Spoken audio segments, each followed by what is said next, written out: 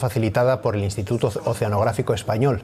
Con esa pantalla se viaja hasta casi los 4.000 metros de profundidad para conocer la flora y la fauna marina. Se muestran vídeos originales cedidos para este centro de interpretación, que además estrena aplicación móvil.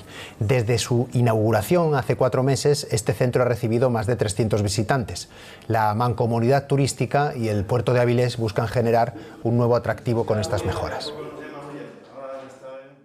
Quisimos hacer una apuesta mayor, sobre todo con una actividad divulgativa en todo lo que tiene que ver con nuestro patrimonio natural de Avilés. En 2 idiomas, inglés y español, de manera que el visitante pueda interactuar con los elementos que tenga y toda la información de una manera mucho más interactiva y además mucho más visual, ¿no? Nuestro objetivo, desde luego, siempre fue más la divulgación hacia nosotros mismos, el conocimiento muchas veces del puerto, que no es tan exhaustivo como nosotros quisiéramos.